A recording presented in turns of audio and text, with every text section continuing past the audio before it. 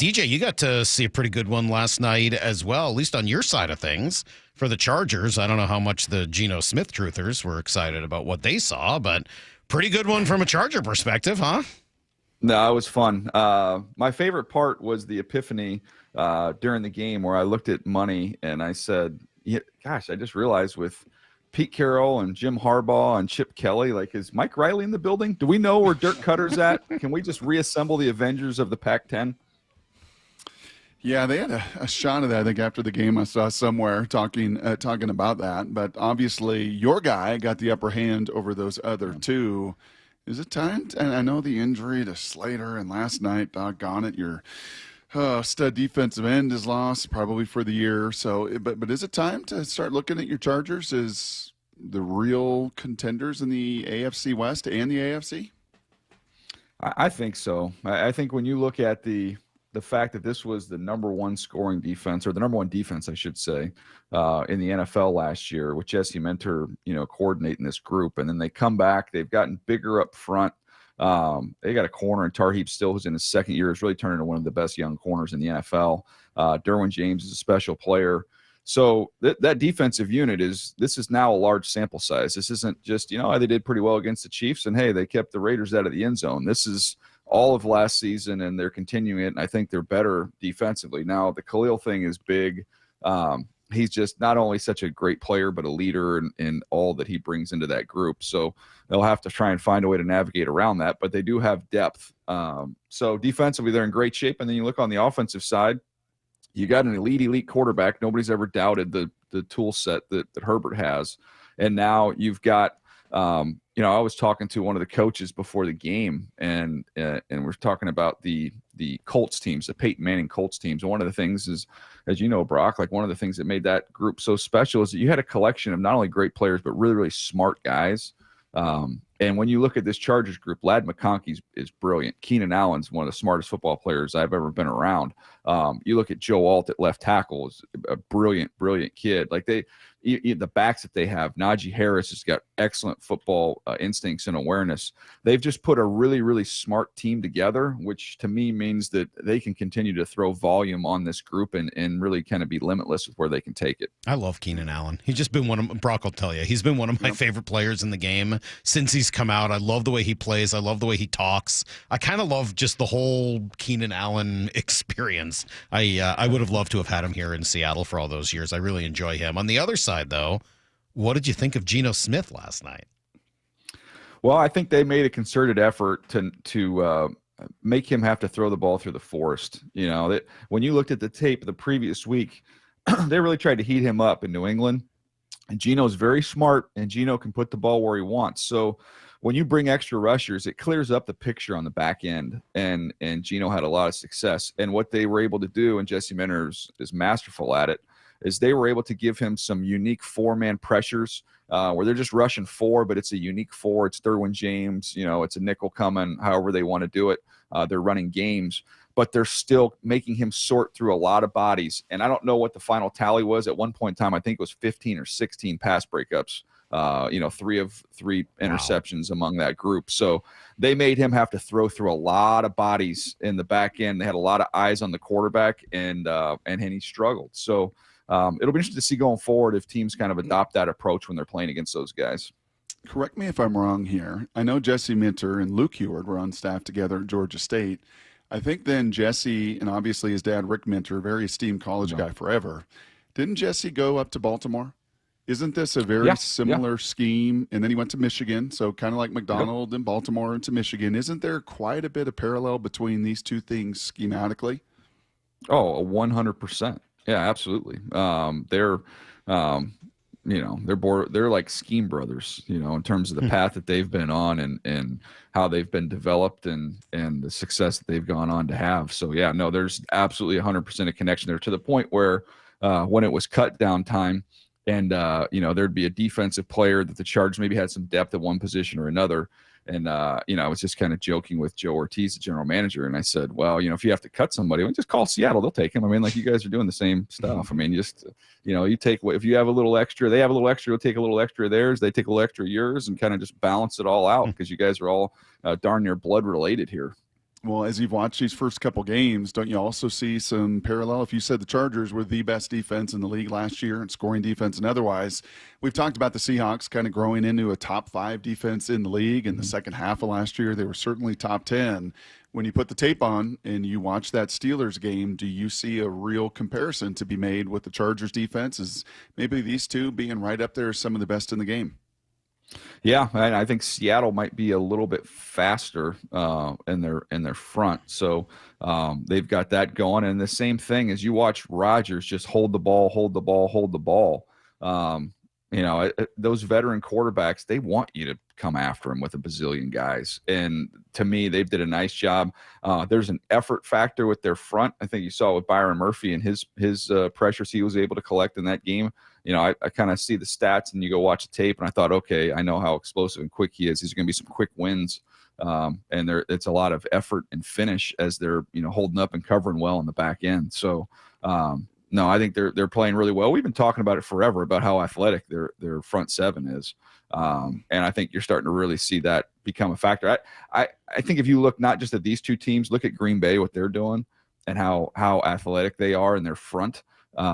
It's interesting. There's two different ways to do it. There's teams that say, okay, we're just going to get really, really athletic on the perimeter and in the secondary, and then we can just throw a bunch of bodies and win with numbers. And this is the opposite approach. We're going to have a bunch of athletes up front that we're going to be able to win with fewer numbers, and we can dedicate numbers to the back end. And I just think with quarterbacks, I think that to me, you saw it in the Super. The Eagles, I should mention them, another team that does it. I mean, they got after Mahomes and blitzed him a little bit in this last game, but I mean, they're notorious in the Super Bowl. They didn't blitz one time. So I think that's how you win in this league right now. Do you know who Ben Fennell is online? Yeah, he does Benny, really. Benny, let me tell you about Benny. Benny, if you watch our coverage of the draft, every single XO video that I show on every single player was cut by Ben Fennell. Yeah, he's pretty good, right? I mean, he really knows the game, awesome. and I've followed him for a while. I always like his film reviews and stuff. He was loving the Seahawks this week and going through what they did. Leonard Williams, he says the Seahawks front, complete butt whooping versus Pittsburgh. This unit is impressive. Love the double team destruction from Reed and Williams. Nasty group, toss the offensive line around all day. That's great. But these are stats, and this really is pretty incredible. Seahawks are leading the NFL with a 49.4% pressure rate via next-gen stats. They are also using a four-man rush 83.1% of the time, blitzing at the 31st rate, 13%. Only Cincy is blitzing less. A nasty unit that has the horses to get home just at the front. What does Brock always say? When 4 can beat 5? Are we seeing 4 guys up front that can beat 5 on a regular basis? Yeah, and it's winning straight up, but then also running games and being creative with how you get to that 4-man rush. And it's, again, I would really put those 4 teams in a pod, that we talked about, because Green Bay can do it with their group. Philly can do it. And one of the things that I'd be curious to find out and see if I can talk to some folks in Seattle. I can talk to Jesse about it with the Chargers, but like the Eagles, for example, they give those guys a lot of freedom up front. So, hey, we're rushing 4. Whatever game you guys want to rush straight up, or if these 2 guys want to run this game or that game, they'll give them freedom within the game to be able to just, hey, we're going to, on the field, we're going to do this. Tell the guy next year we're going to run this game or do this thing. And it's just like playing 2-on-2 basketball. They get very, very comfortable how to play off of each other and how to win. And the other thing I would say is, it's, if you're going to be a 4-man rush team and be successful, you better have 7-8 guys you can roll through there to keep them fresh, because you're not going to get home when you're tired in the 3rd and 4th quarter. You've been out there the whole time. And that's, again, the Eagles I'll use as an example just because I know those guys so well. They have an alpha and a bravo unit, and they take a lot of pride in that. And they think that's the secret to their success, is not just the high-end talent they have, but the depth and their ability to roll guys through. Well, it's interesting you asked that question about, kind of giving them some freedom. We asked Mike yesterday just about the I don't know, maybe the interaction between or the way that this defensive front plays off each other. And here's what he said. I think you're seeing with our defensive front the chemistry that they've built. And when you have guys that rush on their own independently, it makes it really, really difficult to attack quarterbacks and attack protections and have an effective rush unit, because there's more than 4 gaps. And so you have to play off each other a lot of times in a 4-man rush. AD, CP, Hines, they do a great job of coaching this thing. Those guys. I love, again, talking about shocking. You love someone to like be in our defensive line room as they're talking about the rush plan and how they execute it and how they play off one another and what the rules are and how we set things up. It's really fascinating. They do a great job, and the veterans have really bought in on how we're going to rush 4 as 1. Could you translate that a little bit? Rushing 4 as 1. Yeah, because you don't want to have a selfish rush, because you can get in a situation where you have a guy you've got a defensive tackle who's lined up next to the edge rusher. The edge rusher takes a very high rush, so he tries to get outside on the edge and gets up the field. And you've got a defensive tackle who tries to then go with an inside rush. Well, now you have just created a mess of a hole for this quarterback to get loose, to either climb up and be clean inside the pocket or to just flat out take off and run. So you have to, the way I would look at it is it's like, you've got, an infield in baseball. And so at the apex of our rush, we got to have a third baseman, a shortstop, a second baseman, and a first baseman. Now we can get there a lot of different ways. And that's, it could be all of us are just going to rush straight. We're going to have one game with a twist over here, and we're going to rush straight on the other side, or we're going to take the 2 inside guys and run a game. But at the end of the day, when the quarterback gets to the top of his rush, we better have somebody at third base, shortstop, second base, and first base. You know what's beautiful between the Padres and Mariners right now, Salky? Mm-hmm. Both exactly 82 and 68 after 150 games. I mean, we took the Vetter Cup, the guitar, no question about it. But that's true. Absolutely, with 12 to go, dead even. You're 2 back of the Dodgers. We're leading the American League West. But a lot of symmetry there. We talk about the Mariners a whole bunch right now, DJ, as you can imagine. And we chatted with Jeff Passan last hour and said, man, Jorge Polanco, it's crazy. Of all the stars, Julio, Cal, all those guys, as Jorge Polanco is gone and started brilliantly, he's finishing brilliantly. This team kind of plays as he goes. It's funny on the Seahawks. Well, let me just ask you the question. I got my thought. But if you were to say, man, if there's a Seahawk defender that can take that next step, if I can put some pixie dust on one guy and as he goes, it's going to really elevate everybody on this defense to become elite. Can you single out an individual? That's a great question, man. Gosh. And I'll give you my answer. I'll let you. Yeah, I'll let you think about it. I'll let you think about it. Okay, I was looking at it, just saying, if you just look at the ability and the upside of where he could go, I would say Rick Woolen. That's a hard sell for me right there. He hasn't been good, but I'm telling you, if he gets who can get the most out of their ability. So where could the margin growth take place? That's where the margin is for me. Yeah, no, I feel that. I just, golly, Job is so solid. And yeah, no, that's totally understandable because, right, 4'2" at 6'4", and if he's totally on his game and plays with unbelievable passion and plays pre-snap, through the snap, like I get that. But it's funny, Byron Murphy, these first 2 weeks, like you point to one singular individual. Leonard was awesome last year. Hall and Mafe played with great effort. Ernest, Julian was great last year, but my goodness, if Byron Murphy is who the league thought he was, is the single best defender in that draft coming out, who fell all the way to 16 because of the quarterbacks, if that dude is a legit difference-making dude in the middle there with Leonard and Jaron and the rest of the crew, how much more does that elevate this entire defense? No, I mean, I did something yesterday when I was talking with Baldy on our Move the Sticks show, and I, talking specifically about him. I said, it's a great reminder, and I've done studies on this over the years, and about the time it takes for guys to click. Like what positions can you come in and jump on the field and have immediate success, and what requires patience? And surprisingly, I don't know if I just didn't anticipate this, but defensive tackle is one where there's a lot of examples over the years of it's taking guys 2-3 years to get comfortable and then to really kind of show what they've got. I think Dexter Lawrence is a recent example of that. Took him a couple years to kind of get up and going. All of a sudden, you've got this dominant force. Madubuike with Baltimore, you've seen that. All of a sudden, now he turns into this dominant player. And I was just looking at Murphy, going, okay, man, this is a good sign that the light is coming on here and he's figuring it out. It's such a different game for those guys at the college level than it is at the NFL level. Every single college game, I don't care if you're playing in the SEC or the Big Ten, there's one of those 3 interior offensive linemen is a tomato can, and you're going to get a chance to beat up on them. And that just isn't the case when you get in the NFL, so you got to figure out other ways to win. Since you're doing the show with Baldinger now every week and you get a chance to chat with him, which I love, I couldn't help but Wonder if you talked to him at all about his new buddy, Robbie Ouzts. He seems to be a pretty big fan. You watch this block right here. He wipes out both inside linebackers of the Steelers. Peyton Wilson right into the lap of Patrick Queen. He knocks them both down. He gets 2 knockdowns there. He keeps going from there. First of all, Baldy's the modern day John Madden, I think. Yep. He's got as much John Madden in him as anyone in the world. Would you agree? Yeah, it's fun. You know what's hilarious is that my fun thing, he doesn't know that I do this, but I always try and just take an obscure nickname and just like sneak it in to him. And my hope is that he's going to subconsciously use it in one of his breakdowns. So are they real nicknames or are you making them up? Oh, no. Totally manufactured. Oh, good.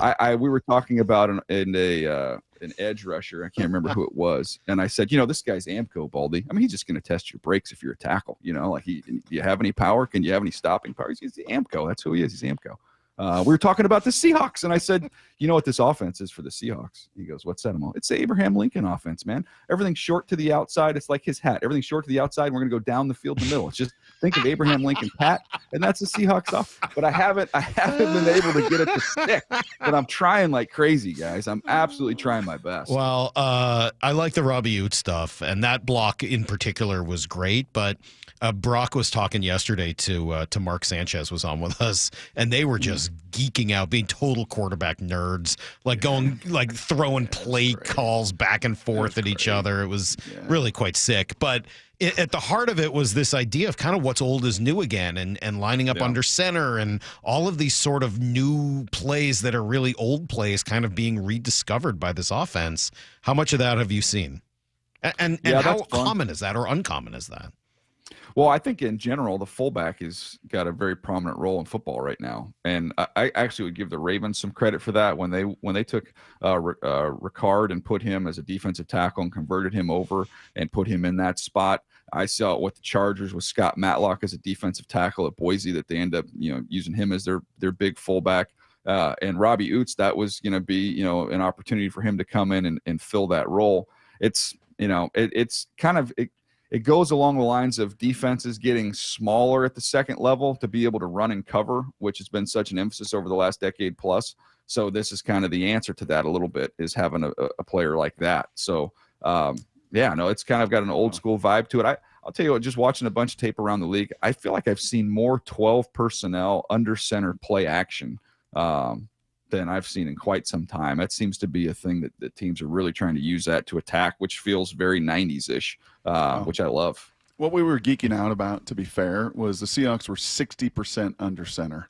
And you saw Sam Darnold drop back to 322 Y stick. He threw a quick game from a three-step drop. Nobody does anymore. His touchdown pass to A.J. Barner, right? Under center, 5 steps, straight drop back, thrown off the 5th step. Again, you don't see these things anymore. Just kind of curious, Sam Darnold, 3rd highest graded passer in all the NFL, according to PFF. You've watched now 2 game tapes. Do your eyes see what PFF sees in their grade sheet? Yeah, I think, to me, and we'll see where you are on this, Brock, but I just look for a comfort level of a quarterback on a couple things. Number one is, are you seeing it clearly to get the ball out of your hand? So get to the top of your drop, see it, and let it rip. And the other thing I look at is, are you comfortable working in the middle of the field? And they are eating people up in the middle of the field. And it's been fun to watch. 12 of 14, 169 and a touchdown. 12 of 14, 169 and a touchdown in the middle of the field versus Pittsburgh. And you know who doesn't throw in the middle of the field? Guys who don't see a clear picture, guys who don't have confidence in what the guys outside are doing and how they're, if they're seeing the same thing. Guys who are intimidated, in terms of bodies. He's not. He's very comfortable. He trusts his eyes. He trusts his guys. That could be an album, Trust Your Eyes and Trust Your Guys. But that to me is what I loved about Sam coming out. I thought Sam was a gifted, athlete, gifted thrower, but one of the reasons I loved him so much coming out of SC was because I thought he was a rhythm player. Like, he was just a very smooth, rhythmic quarterback. And that's kind of that old school vibe, too, of what you used to always look for in quarterbacks. And doesn't going under center, going under center, provide? I remember, my whole career, I was under center, basically, college. And then my Holmgren was not a believer in the shotgun because he believed what you just said there. Rhythm comes from playing under center versus in the gun. Now, others have done it out of the gun with incredible success and rhythm. There's not one way to do it. But when you talk about a rhythm guy, trusting your guys, trusting your eyes, doesn't that rhythm really come to life when you're under center in the timing of those drops? Yeah, because I just think, to me, everything, you get the snap immediately, so there's a feel and understanding of depth of drop, and I know I get this snap in the same exact spot. I know where my feet are. I'm going to get the exact same depth, which creates the timing, and I can get my no hitch throws, my one hitch throws, and there's a rhythm to the depth with the routes marrying up with your drop. You're in a shotgun. Some of these snaps are slow and high. Some of them are low and hard. Some of them are going to drift you to the right. Some are going to drift you to the left. I don't know how you do that, how you could say you have the same feel of rhythm of the depth of your drop, your launch point married up with the depth of the route down the field. I just always think of as a noodle-armed under center quarterback that I just remember coaches in college being like, hey, this is a one-hitch throw, and being like, hey, bud, not with my arm. This is a no-hitch, hit your back foot and get this thing out of there, man. Let this thing travel a little bit here. Hey, last thing, we just got another minute and a half or so, and we barely had time to talk about it today, but it feels like there's a little bit more momentum on this Brady situation. Like, this just can't work. When you see the video of him last night and he's got a headset on, like, this just can't be. It just can't happen, right? I mean, it feels like there's going to be some momentum now to change this. So after the game was over, Orlovsky's calling the game, and I didn't get a chance to catch up with Dan before the game, but I just sent him a text. I mean, see if I'm actually going to pull it up because I don't want to do it a disservice. But I said Minter is a ball coach, and he writes back, yeah, that was impressive. And I said, also, I don't think Tom called a great game. What are we doing? This can't be a thing, right? That is bizarre, man. I I saw him when I was walking in the press box. Like I was before the game, and I was actually looking for some of my buddies in the personnel department with the Raiders, and so I was just kind of walking around, got a water, and I looked and I saw him in the coach's box. I was like, huh. That's interesting. Did he try to do the Coldplay thing too, by the way, when the camera went on? Did you see him try did he try and duck? He tried to duck? He tried to sink in his seat once he saw the camera. He didn't want to get caught like he was at the Coldplay concert. You know one thing that's beaubeautiful, DJ? Baldinger, he may not use your stuff, but trust your eyes, trust your guys. That's sunk in Salk's head, and it's going to be used forever. I don't know. Oh, yeah. I don't know that that's got my style to it. Can you guys do me one favor though? Because I feel like I would love to have a drop, for coming on here. Yeah. And if you go back to the combine, I had the whole thing on Ouzts when he was running. I remember that because I did the Ouzts because he reminded me of being like in a dance hall. Yeah, place where I'm sure you are very often. You want that in your Daniel You're a big Jeremiah dance hall intro? guy, right, DJ? Yeah, I don't think dance hall's been a phrase that's been used in the last 50 years, actually. You sure you want us to play the Ouzts dance hall drop? I don't know. Yeah. We got to get out of here. Little... DJ, thank you. We'll talk to you next Tuesday, as always. Beat the Dodgers. Come on. All right, we'll do the best we can here. There you go. There's Daniel Jeremiah. We'll talk to him again Tuesday.